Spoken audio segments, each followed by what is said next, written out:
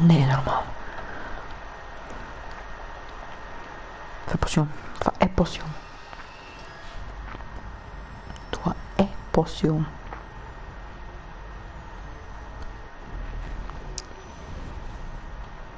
Toi es potion.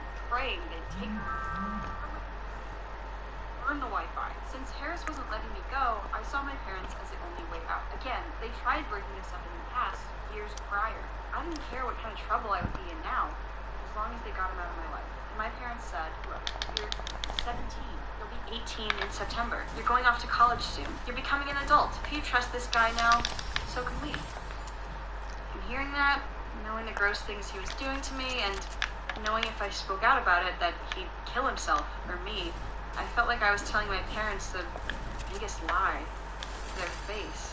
But I didn't know what else to do, because Harris was saying stuff like this.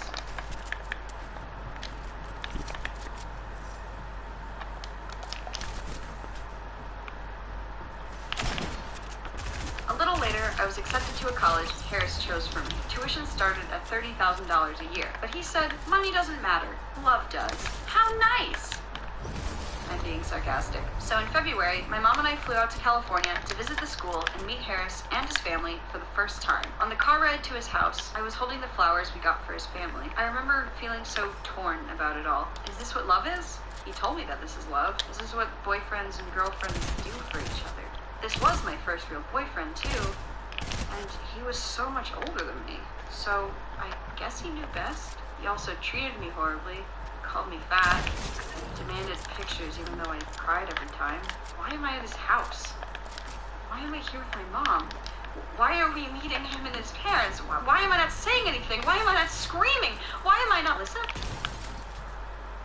And the first thought that came to mind when I saw Harris in person for the first time was this. Oh, I can kick your butt. Seriously, the first thought that came to mind when I finally met this guy who's abusive and supposed to be my boyfriend was, oh, I am confident I could kick your butt right here, right now. This kid was thinner than a string bean, but the trucker had a BMI of 2, maybe. And look, I talk a lot of shit for someone who can barely hold a gallon of milk. But when you come into my life and make me feel body conscious, you better be buffing the Mr. Clean with that attitude. Up until now, I was afraid of Harris. But after seeing the weak little chicken leg he really was in person, I felt powerful. I felt confident. I felt reassured that I could handle his abuse. That if he did try to hit me, abuse me, or even kill me, I could defend myself.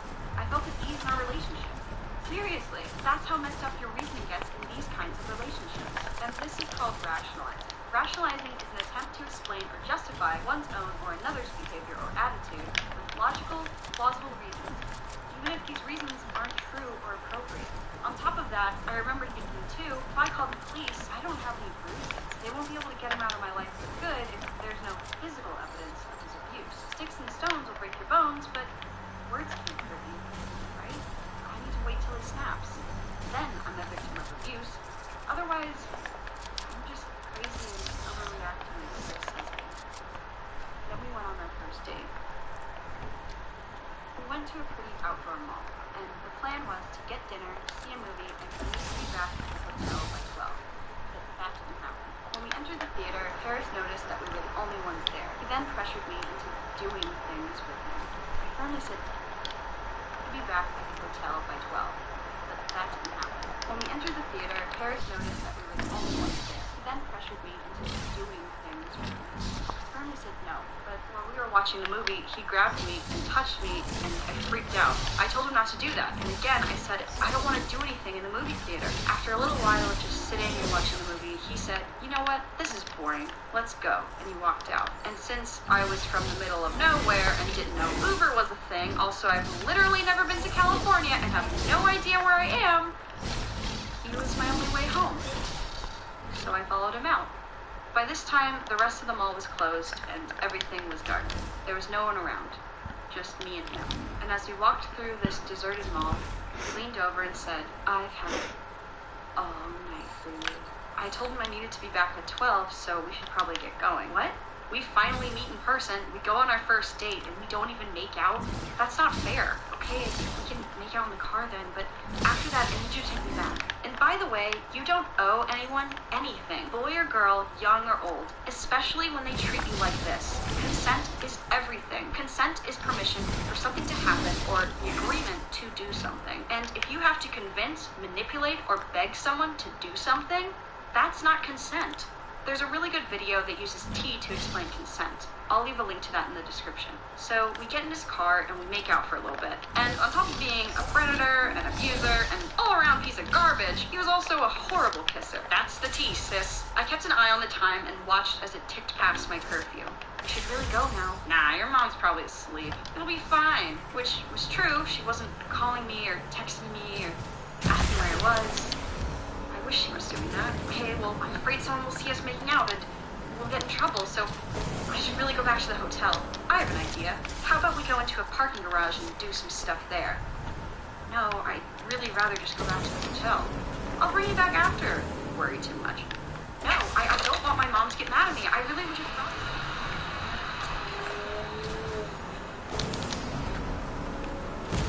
So, he drove us to a parking garage. I don't like that section of the mall anymore. By the time he dropped me off, my mom was awake. She told me how worried she was, how I should have at least texted her, should have called her, should have said something, done something, let her know what was going on. And I agreed. As I took my shoes off, I just felt so weird. I wanted to scream, to cry, to tell my mom what just happened to me with that man right there in the doorway, but I was so shocked. I couldn't say anything. I was so mad at myself. What happened to thinking I was stronger than him, that I could and would defend myself? Why didn't I fight back? Why did I freeze up? Why did I just sit there and cry and let it happen to me? No one's gonna believe me now. I didn't put up a fight. I don't have any bruises. And even though I said no a million times, maybe I should have said it louder. Maybe it's my fault. After that, I flew back to North Carolina, and my mental health only worsened. I became apathetic, depressed, irritable, anxious. I kept having nightmares about that night. I'd wake up crying or screaming. Since February 5th, I had completely shut down, as if Harris had successfully reprogrammed me to be his little robot. When he texted me, I texted back immediately. When he wanted me to be awake, I stayed awake. And when he demanded pictures, I sent them. 6 months later, mid-August, I flew back to California, this time to stay. My whole family went with me for orientation week and move-in. During this time, Harris demanded to be there every second of the day, but of course, couldn't, and I couldn't change that. Finally, one day, I found the courage to put my foot down and say, I need a break. I need you to leave me alone. We can hang out after orientation ends, on Thursday. And as you can imagine, Harris didn't like me having this much control. He blew up my phone with his usual threats before giving me the silent treatment. Monday night, my school hosted a barbecue at the beach, and I actually had a great time. I met a ton of people who would later become some of my best friends. And when I got back to my dorm, Harris called me. Where are you? I'm at my dorm. Why aren't you answering me? We're on a break till Thursday. Just read what I said. And hung up. That's when I realized I had 8 missed calls and 24 unread texts. I was standing in my dorm room, boxes everywhere, looking at my school schedule. Where class wasn't written, Harris was. And that's when I realized I just couldn't do this anymore. But I knew every time I tried to leave in the past, he threatened the worst of the worst, and I stayed with him to avoid that. So me leaving meant it might really happen. But I decided I'd rather die picking up a fight than let him have his way with me anymore. At least then, it did. And it happened. I called him, and I told him I was breaking up. He screamed at me, threatened to kill himself, threatened to kill me. I hung up. Texted me, die, hope you die, you deserve to die. Then he went silent. I was used to this when I lived thousands of miles away from him, but now that he was 30 minutes north, he knew what college I was at. Дамо? Дамо? Да. Абе, знаеш, че няма да се прибирам. Добре. Баба ти дойде ли си? Да. Ама дали си е легнала? Не мисля. Няма ли ти се провери да й кажа, че няма да си идвам, да не те притесня? Сега ще кажа, просто се игра.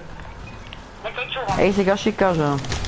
Добре, мама, айде, ако не си е легнала, естествено, ако си е легнала, ни кажа. Мисля, че не си легнала, сега ще видя. Айде, мама, айде, чао.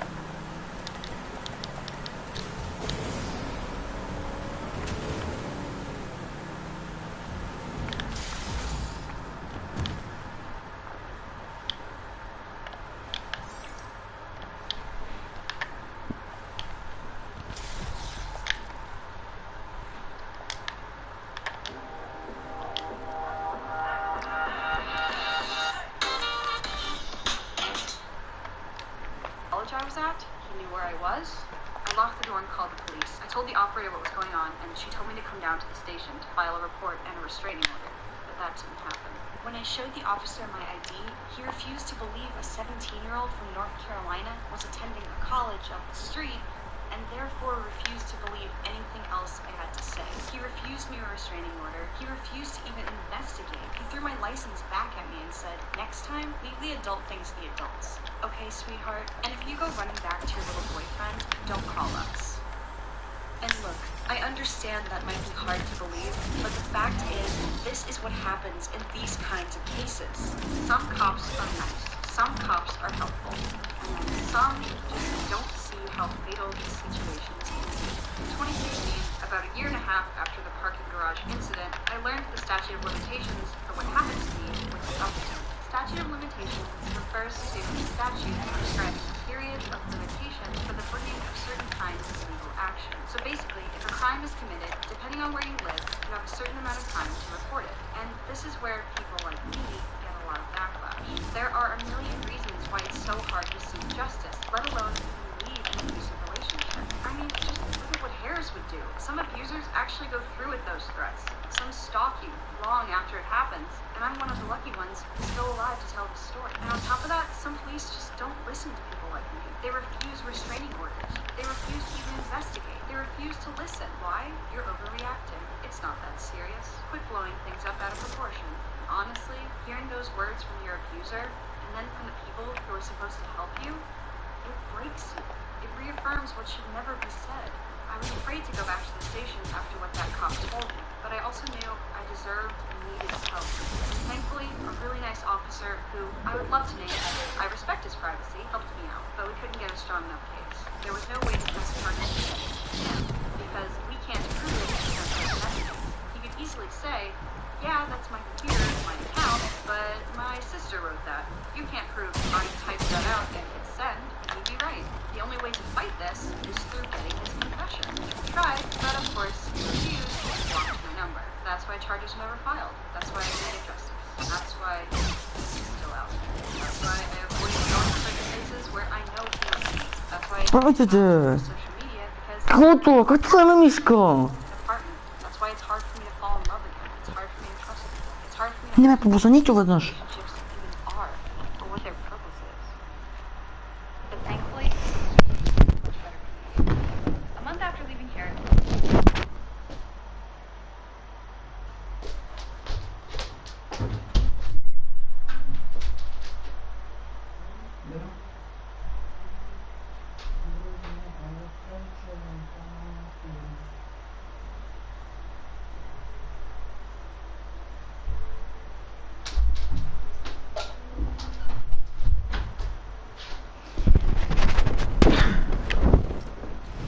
dated a guy named Cal. He was super sweet. He never treated me anything like Harris did. He respected my boundaries, and he liked me just for me, baggage and all. We later broke up because we were better off as friends, and we still are. Hi, Calvin. A few months later, I caught up with a friend you guys might know, Chris Tanningo. At the time, he had just started working for It's Alex Clark. After some awkward nights, Chris and I ended up dating, and that's a really good story I can't wait to tell. I interned for a little bit for It's Alex Clark, and I learned how to do storytime animation on YouTube. I started posting videos in January 2018, and I gained a bit of traction. And from there, I made a bunch of really good online friends, and I met them at my first VidCon in 2018. Someone also stole my phone at VidCon, which had a really pathetic voicemail that Harris left me when I broke up with him. Since I can't retrieve it, here's a dramatic reenactment. Lisa, why won't you pick up? You need to call me back. Call me back. And here's his final Facebook message to me. Ah, memories. After that, I landed a summer job working for Tim Tom. I kept posting videos, and I posted part 1 of this video, and it blew up.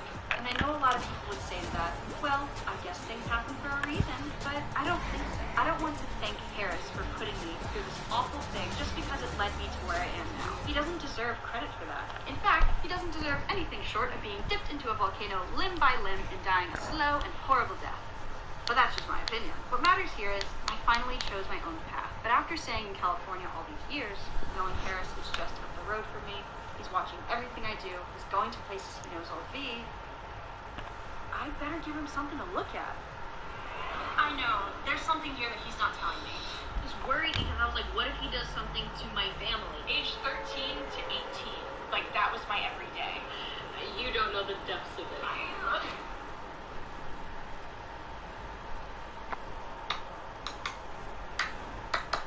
Hey, don't touch me there. This is my no-no square. Don't touch me there. This is my no-no square. No, but seriously, we all learned that for a reason. It's bad to touch people, especially in their no-no square. Duh, Illy. Harassment is illegal. Yeah, duh. But it still happens, even where you least expect it. What? Chick-fil-A. Yep, home of Jesus' favorite chicken sandwich. Exposed! Well, no, it's not their fault. It was this one guy who worked there. He touched me there. I don't have any sense of rhythm. Anyway, so this guy's name was Jimmy. He was hired around the same time as I was, and we worked a lot of the same shifts. And at first he was just whatever. Just some guy that I saw Tuesdays and Thursdays from 7 a.m. to 2 p.m. before going to class from 4 p.m. to 10 p.m. Oh boy. But about 2 months in, my coworker pulls me aside and says, hey, watch out for Jimmy. He's been groping me and other girls in the back kitchen where no one can see. Well, why didn't they just say no? Oh, my silly misogynistic friend. You see, well, why didn't they just tell a manager? Oh, that one's easy. Well, why didn't they just fire him? Touching is bad. I don't know, buddy. Maybe because they didn't.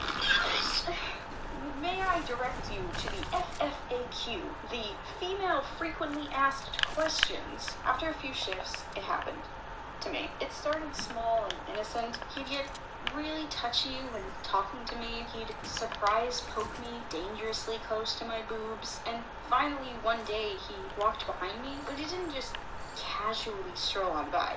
No. He rested his hands on my shoulders, dug his fingers into my shirt so I couldn't move, and thrusted his no-no square against my no-no square. And for some personal reference, I was in an abusive relationship for 5 years.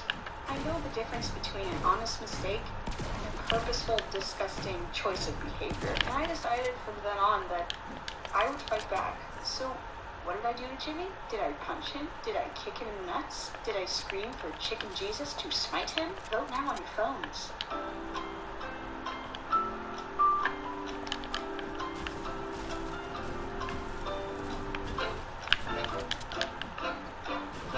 Ooh, time's up. No. Sorry, I did something much worse. Don't you fucking touch me. Ever again. Okay. And he never messed with me again, or made eye contact. Sounds like a win to me. But look, contrary to popular belief, it is not very easy to say, look dude, I'm just trying to restock the Christian mayonnaise. I really don't think that involves grabbing my boobs and my butt. Can you please just stop? Pretty please? Why not? All you have to do is say no. Oh, my silly victim-shaming friend. You see,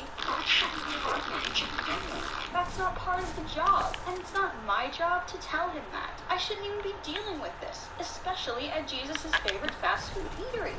God bless. Go in peace. Seriously, I don't know about you, but when a stranger bumps into me out of nowhere, I get a little spooked. And it's a whole other terrifying experience to be touched in your no-no square by a stranger, where no one can see what happened, and where it's your word against his. And he knows that. That's why he did it. He knows he'll get away with it. And guess what? He did. So all we have left in terms of defense is warning each other about these kinds of people and dealing with it until someone believes us and gets rid of him. And to people like you who question the credibility of all of us coming forward, rather questioning the character of these kinds of people, boy do I have news for you. You're not helping, listen to this song, 'cause you're not helping. Look, if your friend came up to you and said, help, this guy just punched me in the face, would you say, look, he's a good guy. Whatever he did, maybe you just took it the wrong way. What, dude, he punched me right here. Yeah, you say that, but I'm sure you just got in a fight and now you regret it. Wait, what? Well, I'm sure if he really did punch you, then he'd be fired. Punching is wrong. Duh. Oh my God, why am I even friends with you? Hey, don't use the Lord's name in vain. We're in a holy place.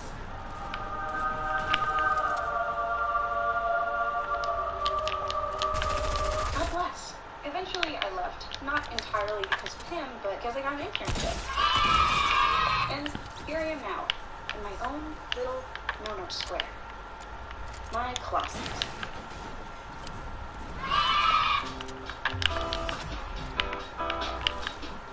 Hey y'all, thanks for watching the video, and thanks for like 2,000 new subscribers all coming from James the Oppen's. In case you missed it, I was part of an MEP, and it was really cool, and I hit trending, and it's lit. So if you're new, welcome, and if not, welcome back. And make sure you hit the bell, because I'm in college, you know? I don't know when I'll be posting. Bye!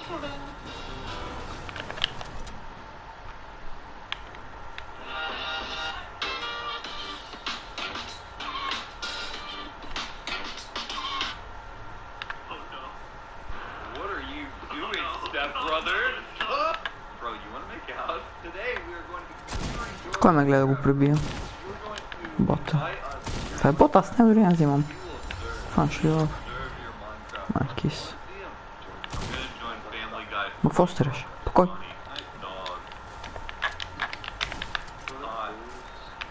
Če mi strelja Boba. Bob. Bob? A, viš Bob? Sak mu udariš mu ga. Ima i umnošt kod nema zema. Easy.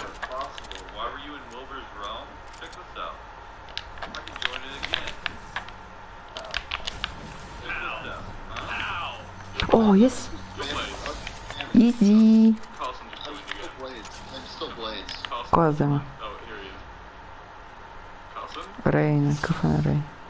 Ne, iskam na Kylo Ren.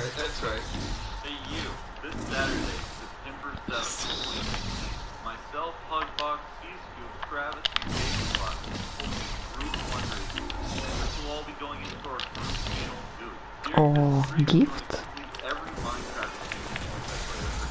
Gift? Mali, kak mi luta. No, ali ne, ali imam štite, imam medkita s pakepiko. Da mi imam chest.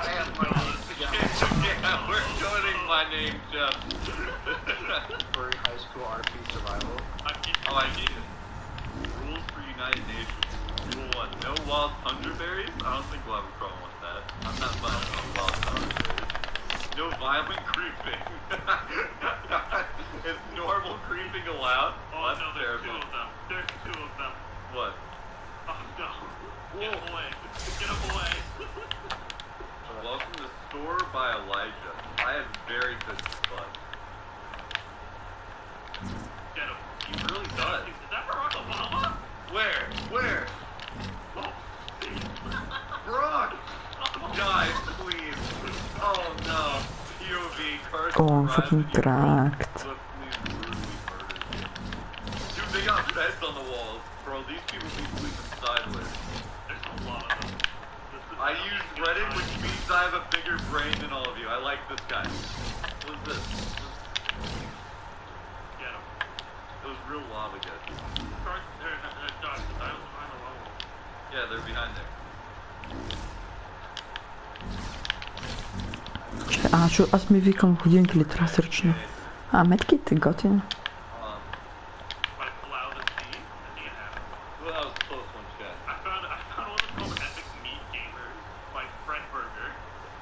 I feel far gayer now that call me gay again. Do it. Why? Cool guy has been locked in a cage.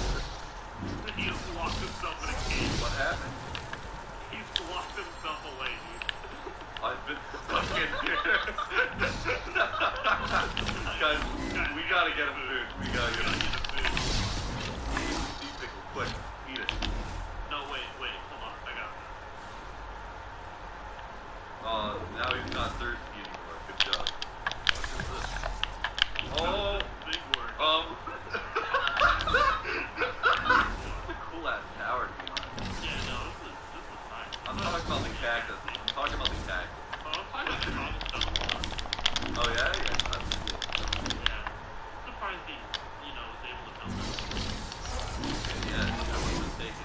Чай коментарите и гледам. Защото Гошко е бот. Много гадно умрех миналата игра, самолетих. То не ми иска. И явно това може да се брейкне, като гледам. Май е Гошко, да, ако не е Гошко, съжалявам на рандом пич, който ми гледа за стрима. Но, за това го пускам заради един мой приятел, ние име Боб. Ако не е Гошко, съжалявам на рандом пич, който ми гледа за стрима. Начин да си едит на профил на колко дни сте. Да, от Google профила си, обаче не го прави под 16, защото ще ти банат акаунта. Знам го от личен опит. Обаче не го прави под... Ясно, да. Гошко нека пусни стрим,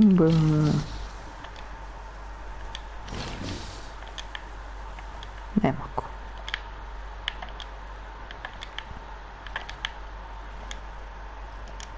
Смисъл?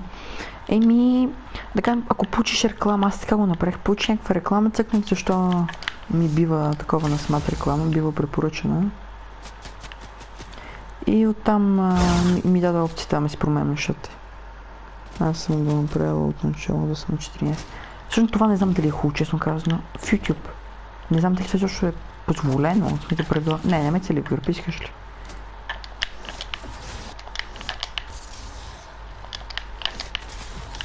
Връщаш.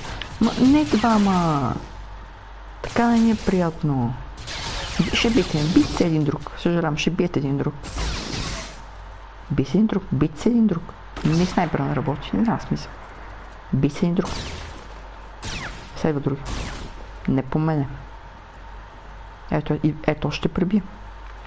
Махи, ще пребият? Ще те пребият. Хареса ми как стрелят по мен. Аз това е бот, май. Дай спия това. И тогава това ще го ръчкам. Добре, ела тука. Ела тук, не, до тук си.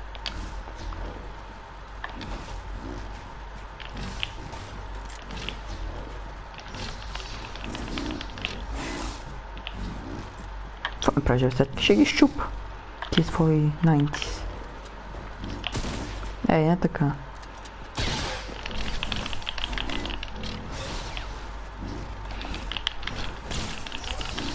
Докшик. Колко съм добър на тази игра.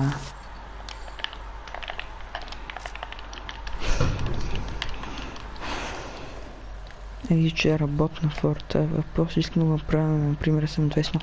Често така не знам много. Друго не знах, че може да го направиш на 14 без да ти кажа, че не може. Тъй, че явно не съм аз човек. Виж, YouTube, що правим някакъв туториал.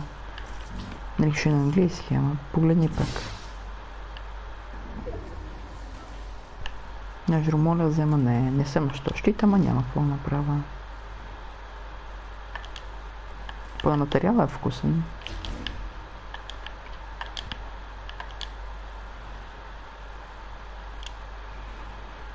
Терете пен, Fortnite цял ден. Виж материала, това е много готино. Само макс патрони нямам. Не знам как, ама нямам. Сърб камион. Ела тук. Искам те. Сърб камион е много готин. Мен ме кефи. Е така по-бързо май се завъртиш, не знам. Сърб камион. Чай, гледай, това ще е крейси. I'm fucking cracked.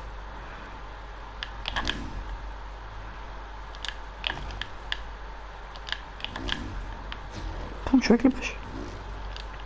Някакво за да се дропа маре нищо. Няма проблеми. Това не е някакъв туториал, виж как пак си казвам. Най-добро ще. Ще полезно има. Щит още. Чак нямам много. Ето много малко хилт има, само нападам търва, че ще да съм. Така.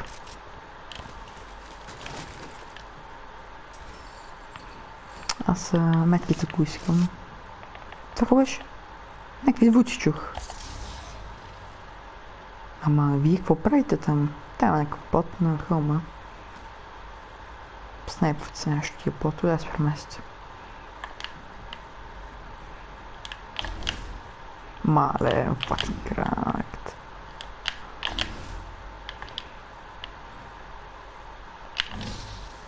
Ай, 10 дърво, ей. Колко да е това?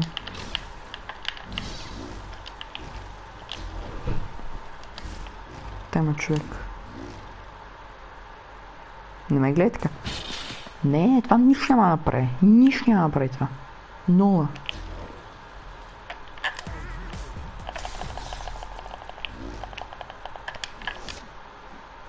Да, ето, изи, изи, изи.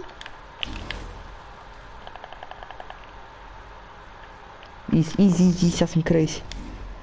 Имаш. Къде го? Има някакъв там малък шанс честа да дропне 4 сорда. Мисля, дори не е чести, като една синя кутийка е. И те са изключително опи. Блокват 100% от всички удари и патрони, само май арпието. Не знам дали блокват арпи. Сигурно не го блокват, тогава че е прекалено тъпо. Абсолютно го блокват, както видя. Просто съм аутист, не мога да използвам. Да, тук ще се да учеля още мака желязо. Изи. И ще гледам с чата, там някакъв. Малко по-назад, идеално. Така. Да, съм прашвам фулбокс.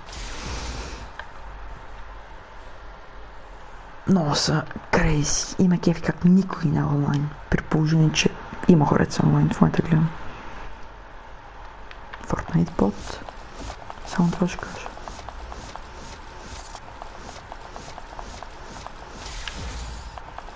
Йо, fucking кракт. Ще мога да дадеш назад в стрим, аз го намерих, не убих никой за него.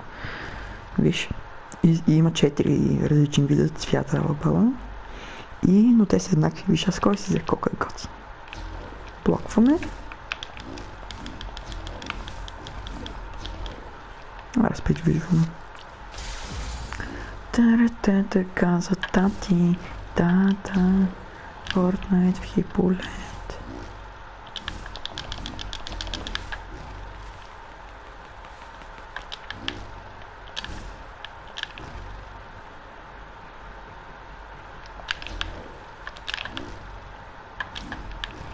Аз прижу се боксна. Изобщо не ме. Така ли си? Аре, дай ще разшириме, да, защото съм много щедър. Ако съм добър. Виждам си подготвих един бокс. Само брат, така изи. Това го искам да го махнем. Easy Claips. И мога ли да имам повече от 2 акаунта на PlayStation 4? Ако си направиш втори, да. Ти ми говориш на акаунта. Аз мисля, че ти ми говориш за това. За Gmail-а. Или за YouTube акаунта. Да, можеш да направиш втори просто, но... Или да вкараш някой, който го има. Затова задържаш PlayStation бутон и отиваш да се смениш акаунт и цъкаш непознат акаунт. И там вкарваш нещата от нос акаунт. Там нали селектваш иконка и после отиваш и се логинваш. Защото нали ти иска да играш. Все едно иска да играш онлайн, цъкаш го това и се логинваш. Или си правиш нов акаунт. В зависимост от това, което искаш. Те, че изобщо не е сложно. Аз мисля, че ми говориш за това. Да, май се монтира.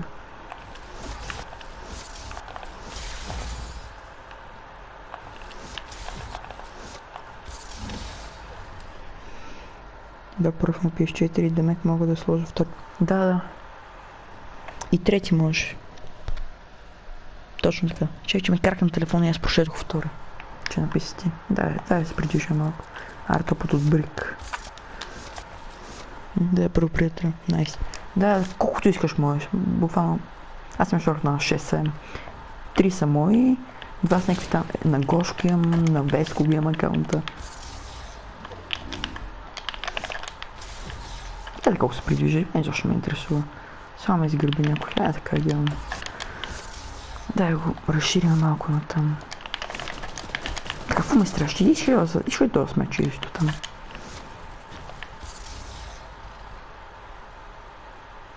Така отиваш. Пак ще ляза.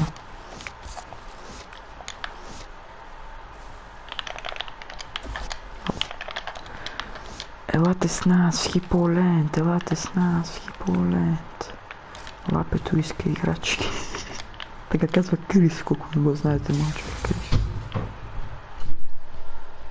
Да по? Не съм гладен. Ядох тук, като бях. С Гошко ядохме. Към 9. Виж коня пот.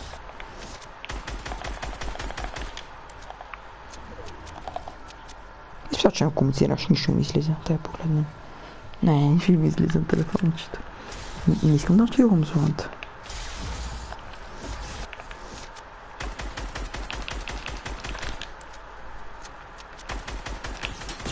Изи.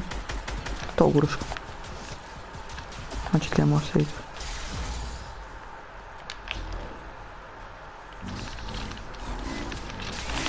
Иде тук бот. Ма не така. Не искам билдвам. Моля.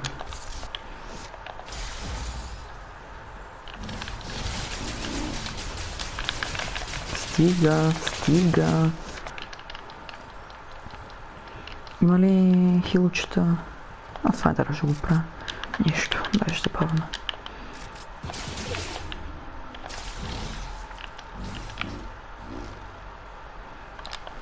Дай така ме е по-безопасно, защото може да го щупаме блок, ако ме наспами много. Идвам тук, ще откриваме явно. Всичко ли е мое? Трябваше ли това да репрес, няма нещо. Че това кога ми го взе? Аз мирих, че е мое, мирих, че го направя мое. Честно казвам, мирих, че мое да прави. Ще те пъмпна. Опа, аз ли да идна?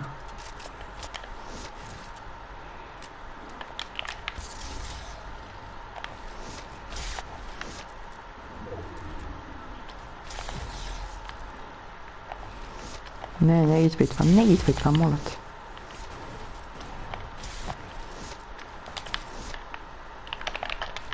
Това не може да монтирам къде на зоната. Много ми смота на екрана, защото съм припада. И е много иска резолюцията, аз нищо не виждам. Не мога да монтирам къде спада. Нещо, няма значение. Това къде е? Никаква преса, просто направя така всичко да е. Горе-долу мое. То май всичко е мое, което е приятно. Да поема 10 теми, че мога да се хилна. Приза. Ето го махна, ако остане някаква напечена ситуация. Бот. Бот, не ме спомни. Айде, бот, какво ме спомниш? Пише да кажем 10, почвам да силвам. 11 айде. Аз съм тъп, бе. Трябва така.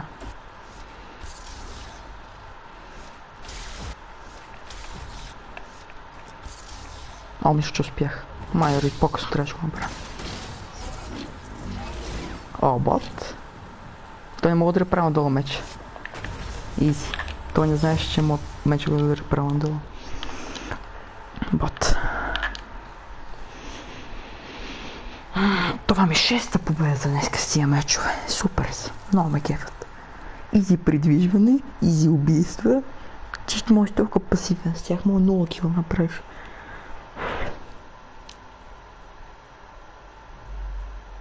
Найс. Не викай найс. Гошко викаш, пускай стрима да го гледам, че мама взе PlayStation.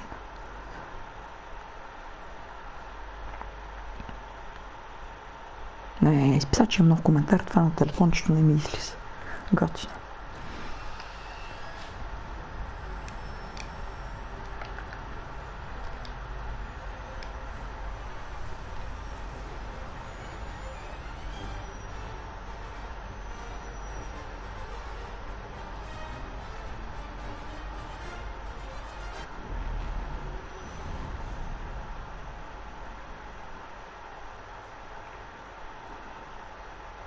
Пуснем някакъв клип, ще гледаме.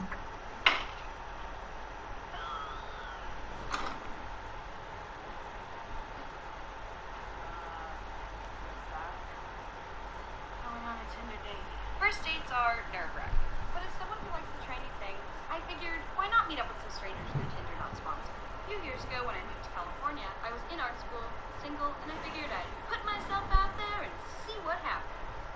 And boy, did things happen.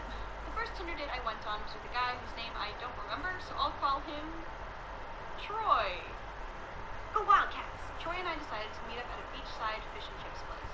And one thing I quickly came to realize about Tinder dates is there's always that weird moment where both of you are just looking around trying to find each other. And it looks kind of suspicious, like you're low-key selling candy or something. But there was a different reason to speed up the car.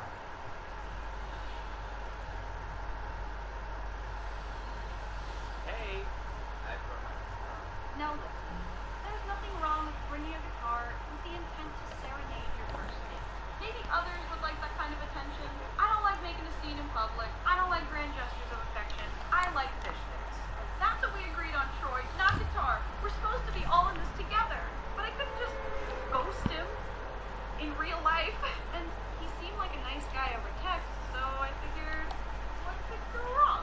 And nothing went wrong, but it could feel right either. We ate some fish, had some fish and chips, and had a lovely conversation about school. All with his guitar looming over us. It was starting to get dark though, and I thought, alright, well, maybe he can't play guitar in the dark, and maybe I won't have to listen Let's to... walk down to the beach. Oh, okay. And we took a long walk to the beach, which is great if you're into that, but I hate sand. It's coarse and rough and it gets everywhere. Huh, I guess we shouldn't have gone to the beach then. And that's when he popped the question.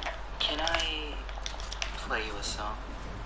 So we sit down in the sand, in the dark, and he plays Maroon 5 or something. And I know I could have just stood up and said, Troy, I gotta go my own way. But he wasn't being creepy. He was nothing but polite, respectful, and he was really good at guitar and singing. I didn't want to be mean and cut him off. I just wasn't feeling any chemistry between us. I decided when the date ended, I'd let him know I wasn't interested. But for now, I'll just let the night play itself out. And play itself out it did. He gave me a ride back to my dorms, put the car in park, turned to me and said, I had a great time. oh, yeah, it was cool. You know, I really think this could be the start of something new. What?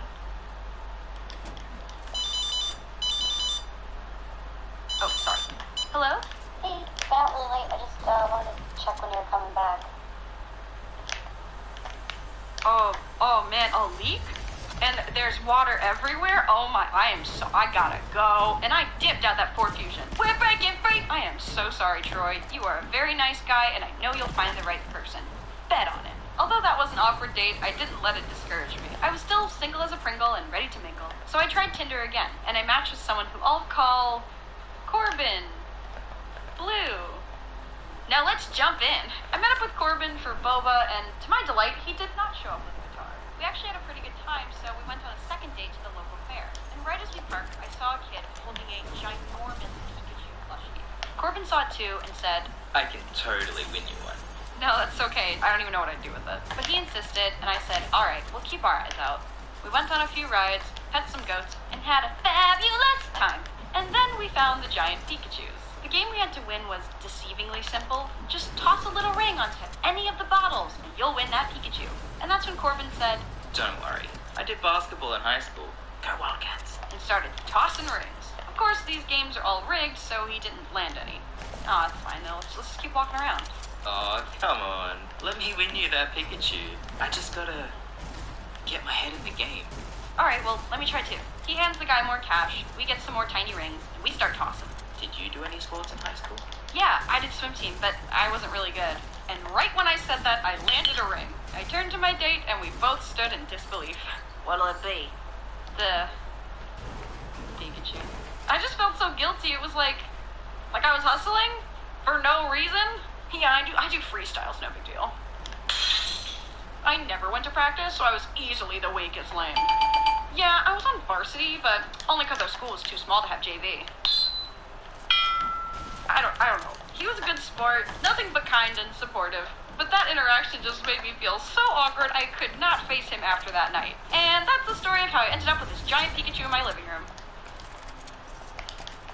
Thank you so much for watching my videos. I've heard your requests loud and clear, and we have more here for the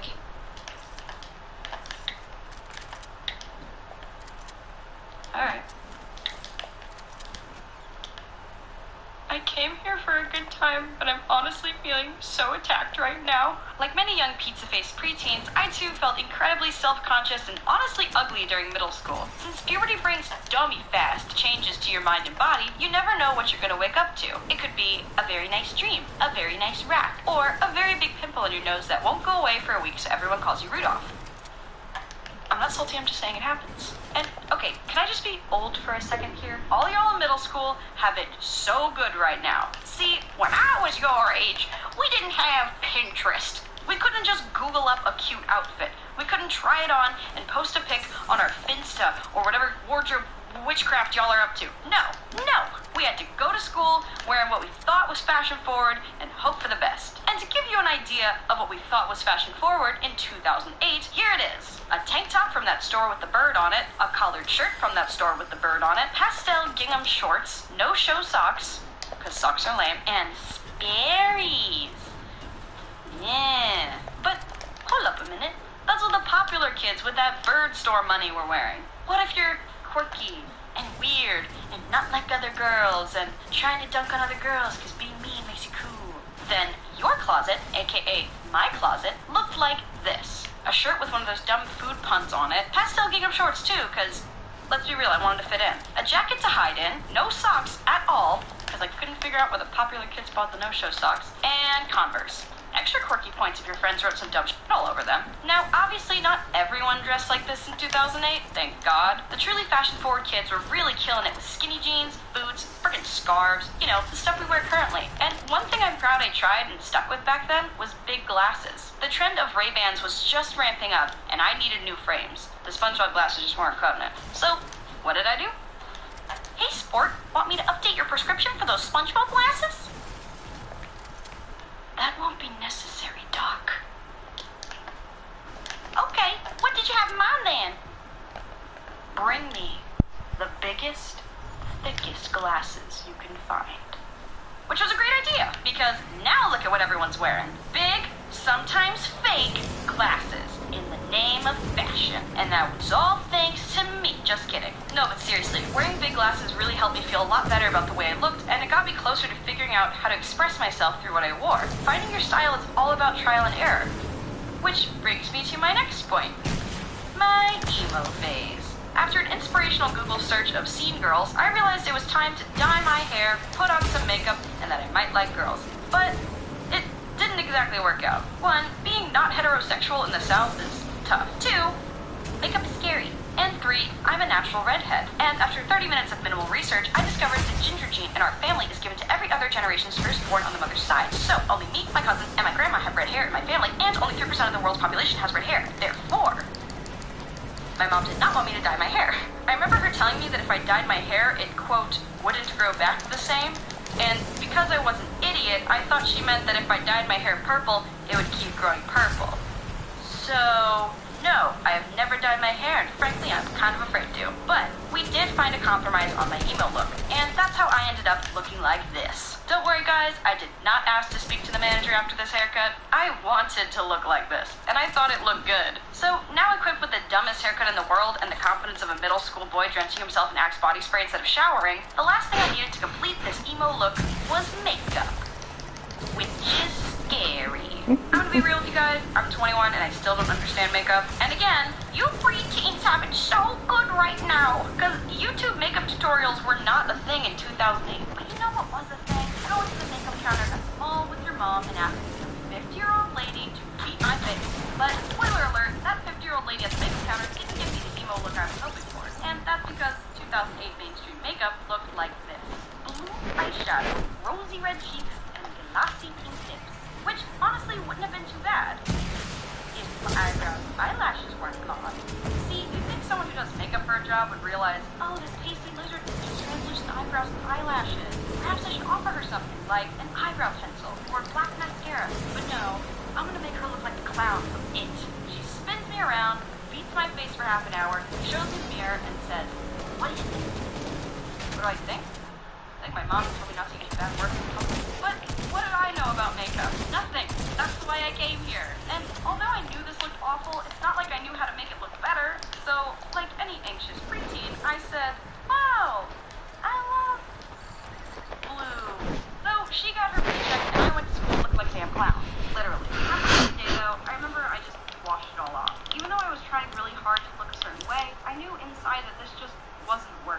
I'd rather be true to myself and try something again next time than go forth with something that didn't make me feel like me.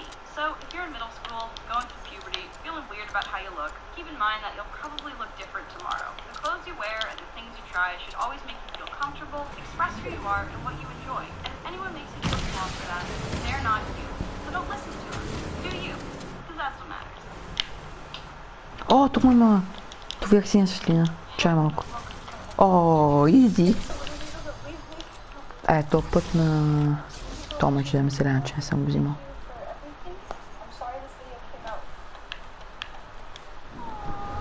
What a cute little corn dog nugget. What? Corn dog nuggets? How do you not know what corn dog nuggets are? It's these. That looks disgusting. Yeah, but they were good. Don't touch my dog. When I started kindergarten, my mom would pack my lunch every day. But around 1st or 2nd grade, my parents said, listen, no more lunchroomers. What do you mean? It's time. And they handed me a check. Listen, the only thing better than your mom coming home with groceries for the week is rolling into school with a fat 20 bucks for the lunch lady. Yeah, let me get a rock on the rocks. That's just a cup of ice with a rock in it. I know. I don't want to flex. I was given a lunch number, and all throughout grade school, I was 305. I think. I remember they wrote it on my hand so I wouldn't forget, but I also remember being really scared that if I washed my hands, it would come off. Какво? I may have been a little nasty that day. Speaking of nasty, do y'all remember the smell of the lunchroom? For me, it was like if you walked into Disneyland, but they didn't clean it that day. Like, okay, that one kid puked in the corner again, and the 4th graders are throwing ravioli at the ceiling to see if it sticks. What really matters here is, what is that good smell? What is on the menu? Besides the fan favorite corn dog nuggets, some of my favorites included spaghetti and garlic bread, cheeseburger, teriyaki dippers, that's what they call it, I don't know, and rib sandwich. But when the Lord comes down to personally bless this mess of a North Carolina public school system, he delivers mac sticks! You take 2 cheese sticks, any 2 cheese sticks, you layer bread, cheese sticks, bread, you pop it in the oven just long enough to melt the cheese, then you put them in those cute little paper boats, no seasoning, beauty is in the eye of the beholder, and to the beholders you say mac sticks, and the kids say mac sticks. Gordon Ramsay feels a feeling he has Ми хареса как умрах, стане беше приятно. and he sheds a single meaty tear. Mac sticks were so good I missed them. But not every day did the sun shine down on the 39th poorest state for public school funding in the U.S. Some days, we have turkey, gravy, surprise. Sloppy Joe with bun. Green bean. By the time I went to high school, the food options changed, but not in the way you'd expect. We had 3 lunch lines, 2 for public school food, and 1 that everybody called the rich kid line. And that's because when a normal school lunch of chocolate milk, mandarin oranges, and mac sticks are $3 total, each individual item in the rich kid line was $3 each. And you'd think it'd be a little healthier, but no. From what I remember, they only sold fried, greasy foods like chicken sandwiches, popcorn shrimp, mozzarella sticks. So, although it wasn't a full, balanced, or healthy meal by any means, at least it was higher quality, which means they chose quality over quantity. Depending on what class you had for 3rd period, you were either in 1st lunch, 2nd lunch, or 3rd lunch. And as someone who always had theater during 3rd period, let me tell you, 3rd lunch sucked. They always ran out of something, be it chocolate milk, the good tater tots, as well as mostly everything in the rich kid line. You might as well take that government-sanctioned 30 minutes to hunt down a squirrel. To make matters worse, we didn't eat till like 1 o'clock if I remember correctly. Not to mention, we're burning all kinds of calories in theater, singing and dancing and painting set pieces, and because class was in the auditorium, our teacher definitely did not allow snacks. Hey, what the heck are those chips doing in a tree? So by 1 o'clock, our adolescent bodies were absolutely starving. Thankfully though, the cafeteria was only a quick dash right across the hallway. But the competition was fierce. To our left at the starting line, the kids who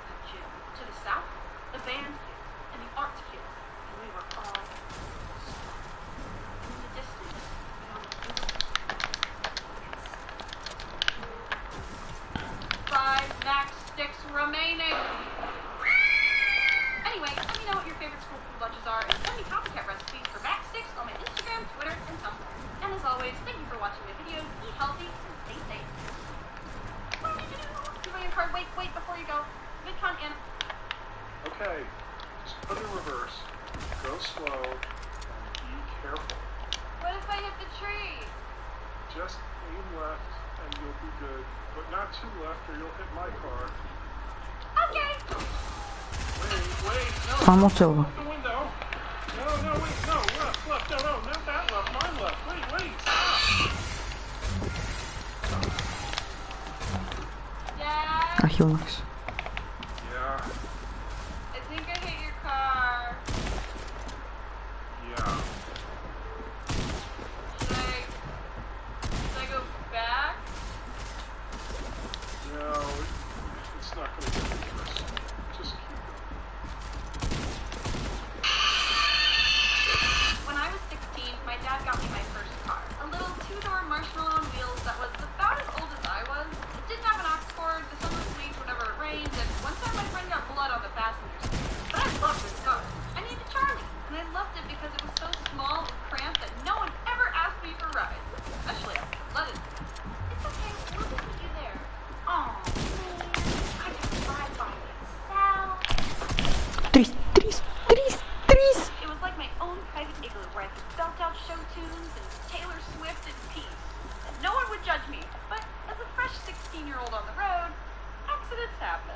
One time after hanging out with my friend Kaylee, yes, the bologna sandwich girl, as I was leaving the neighborhood, I heard a loud bang. I look over and I see a whole mailbox uprooted from the earth, completely airborne, then slam into the grass. I was mortified. My first thought, though, was, I'm so glad I only hit a mailbox and not a person or an animal. And my second thought was, my dad is going to kill me when he finds out. And I do not want any more bloodstains in this car. Wait, pause. Kill me? Why? Find out about what? It's just a mailbox. Because, dear viewers, I knew this day of reckoning would come. Dad, if you're watching this, I was on my phone while driving. But this is why, from that day on, I never use my phone while driving. Never, ever, ever. And thankfully, I learned this lesson without hurting myself or others. So please take it from me. Do not text, Snapchat, or tweet, or do anything on your phone while driving. Another thing, too, no matter how little the damage is, never drive away. Thankfully, I did not make that mistake. I put the car in reverse, I zoomed into the driveway, and awkwardly approached the homeowner. I wasn't really sure what to do. I knew when two cars got in an accident, you're supposed to exchange your insurance, but I don't think insurance covers mailboxes. I handed him all my information anyway, and I promised I would buy him a new $300 mailbox. This guy has very expensive tastes in mailboxes. But that was fine. I did commissions, and eventually I even got my first job to pay it back. It was fine. Speaking of which, one mistake anyone who drives a car often faces is getting scammed by dealerships and shops, because they think we don't know what's up. Now I'll admit, I am simply a clown with a driver's license, so I in fact do not know what is up. But my dad does. So you just wait till my father hears about this.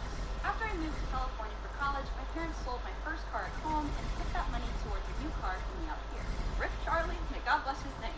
But my next car was a red marshmallow on wheels that I named Lightning McQueen. It wasn't exactly new, it was like pre-owned or whatever, but it had an aux cord, the sunroof did not leak, it didn't have a sunroof, and there were no visible bloodstains. Soon after buying it though, we found out there was a recall on the airbag. Recall just means that there's something faulty with the car, and the dealerships themselves will reach out to you and fix it for free. That day came, and they told me it would only take an hour, so I went in before my 4 o'clock class. But about halfway into the repairs, one of the guys called me over and said that they found my car needed a new something, I don't know cars, but it would be at least $1,000 to fix. And I said, okay, well, I have class later, so can I come back maybe tomorrow and have this done? Oh, no. And he emphasized how lucky I was to have even made it here, considering the problem was so serious. Oh, well, can you guys call me a taxi and I'll just leave my car here? Oh, I'm sorry, we're out of range. What? How am I supposed to get to class? You phone a friend. A phone a friend? No, this isn't a game show, and you can't hold me in my car hostage. Well, I don't know what to tell you. If you drive this car off the lot in this condition, it just won't be safe. Now look, this car wasn't brand new, but it also also was not a lemon. The past owners took great care of it, hadn't been any accidents whatsoever, and I brought it in for an oil change every time my dad reminded me. It wasn't due for anything major, and even if it was, the things this guy was listing wasn't minor. This was car surgery, and so sudden too. So this didn't make any sense to me. But I said, you know what? I will phone a friend. I called my dad, I told him what was up. He was just as blindsided as I was. My dad told me that even if my car needed those things, it wouldn't amount to $1,000. He said to not sign anything, just get the airbag replacement, bring it to another place for a second opinion. Yes, Father, I'll let them know. My dad said no. So I took Latin into my local Just Tires, and okay, not sponsored or whatever, but I really appreciate Just Tires. And here is why I stand. When I came to get that second opinion, the dude could have looked at my car, looked at me, looked at my clown license, and said, this girl knows nothing about cars. So I can do anything to her car and charge her whatever I want. And I do feel like making money today. But you know what he said instead? Probably use a car wash, but that's about it. And he was right. There was a lot of bird poop on my car. So, yeah, be careful what you do behind the wheel, and be careful who you trust with your car. And shout out to my dad for not getting mad at me when I hit his car and that one guy's mailbox. Love you, Dad! Oh, hey, sport. I have merch. In case you weren't able to go to VidCon, we still have some of these shirts left. How do you even edit the splash screen? How do you even edit that? How did you even edit the splash screen? Like, was there a text document that you just put sorry sluts cocktovers over into, and then that's it? There's a lot of them. There's a lot wow. of them. If you Should I yeah, connect go for it. and okay. Yeah. Sure. No. Oh shit. Fuck. Fuck you. It's just fuck you. What'd you do to the song, man? Oh my god, it's just bass. It's literally just bass. Oh my god. Alright, so this splash screen just says Minecraft. It just says Minecraft this time. Yeah. I wonder if it's a thunderstorm. Oh, you did something, didn't you? Take me, God. No, it's just the Portuguese. Nice little penis. Cock and balls and nuts. Penis. What do you do? Balls. Mostly cock and dick.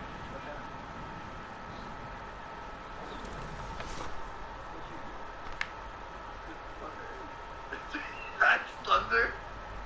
Thundering outside? It was thundering, yeah.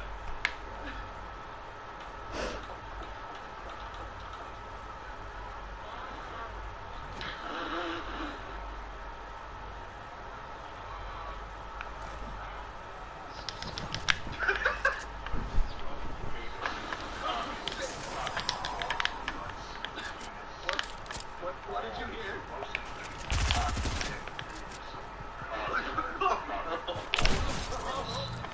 Are you okay? I'm good. I'm good. Alright. What's wrong? It needs... I'm so scared.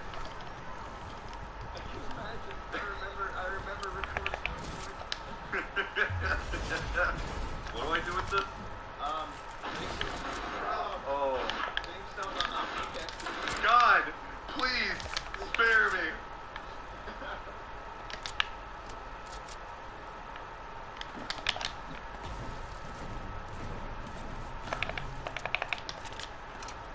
Now, God, wait. I'm sorry.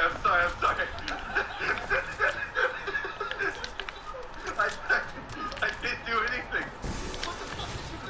I don't know. All I was gonna do was complain about the Portuguese.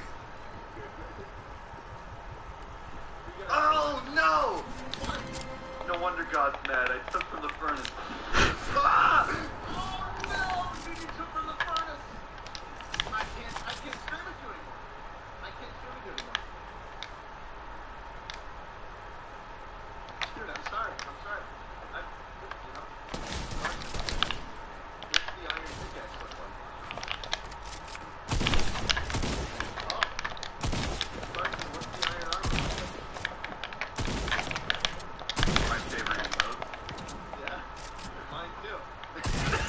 Стигали! Май, що мені лак спайк фанали? Shut up, dude. I get it. Ah! Thunder really is something. We could do that. Why is that so loud down here? It really is loud. It really is. Do you loud. hear it through my... I do. No, I don't. I can only hear the. I just hear thunder. You didn't do anything. Oh, there's some diamond in here. There's some diamond. Is there actually? Yeah. Yeah, there is. Where? Right here. Yeah? Wow. Look at me go. There's 6 pieces of diamond. Question. Yeah. Did you get rid of like a third of the block breaking animation?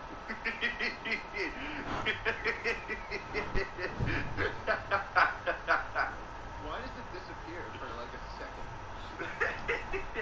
I wanted it to just be like mildly noticeable. Like I wanted it. You got rid of redstone. Some redstone too. You got. Didn't like pick up on the redstone. Yeah, I think I just didn't know it was there. Yeah. No, I mean you should open your eyes. Considering.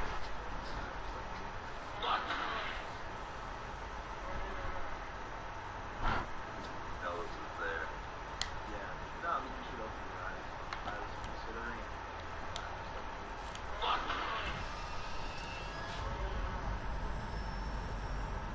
Or anything. Where was it? I don't know. Or diamond pickaxe looks great.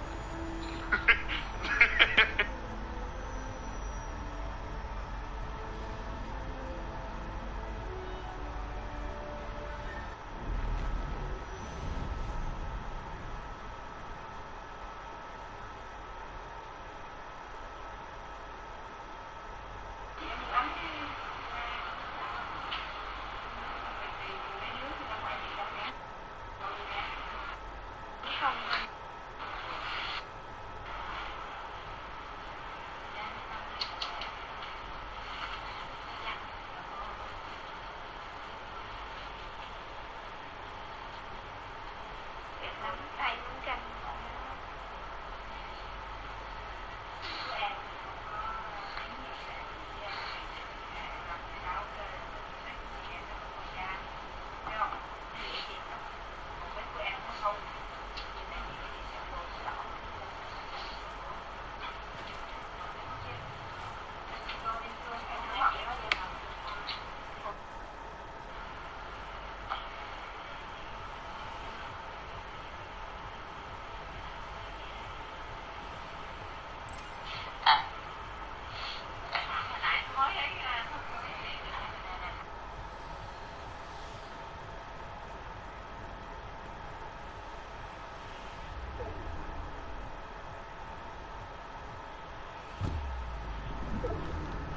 Ali nie.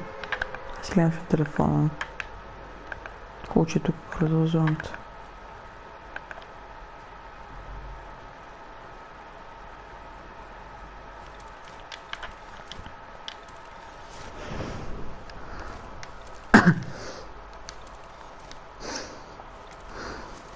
A що, зараз ми 16 на 20.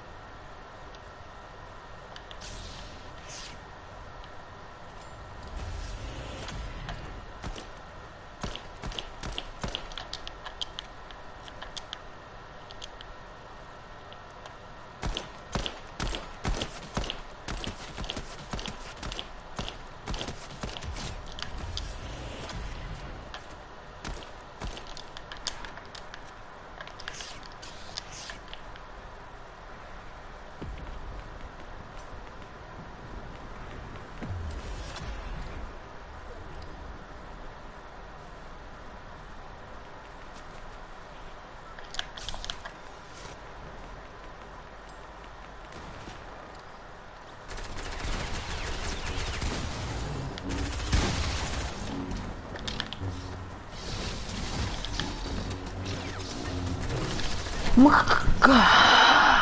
stau tot prateci.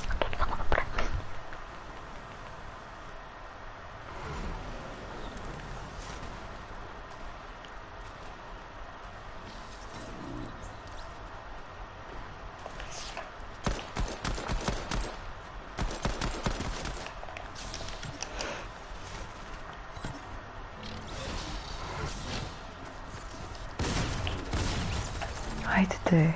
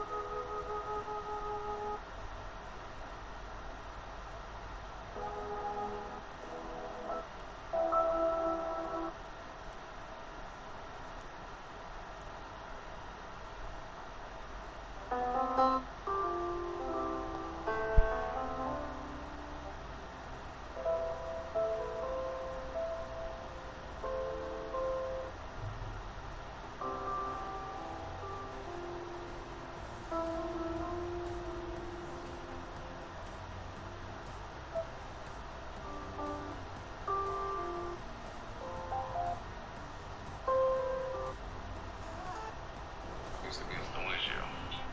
Like that. Thankfully, this is not bone or anything like that sitting up, and it's not stuck to you. I think this is a cyst. My main concern is trying to remove this without leaving with a little coin purse up there, like you put your coins in or something. We don't want that extra skin up here, right? No. We want to try to remove this and minimize that kind of line. So let's get rid of it for you. Let's do it. So Josh has an existing scar there. If not, it might. Okay. That's and a sterile basin, huh? Okay. All right. Let's do this. All right. Okay. Goes up and get an apple. It's thicker. Probably because. Yeah, it's a cyst. It's an epidermoid cyst. Josh has an epidermoid cyst, but this cyst is a little different because the wall of the cyst seems thicker, probably because of the trauma from the car accident. So it'll be interesting to see how this plays out. Here, look. Take a look. Yeah, that's wet skin cells. That's pretty cool looking. Okay, you ready for a nice squeeze, buddy? Good places.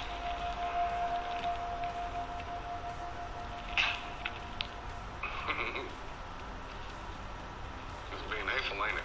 It's warm. Like warm grits. Yeah. See it? That is nasty looking. That's where.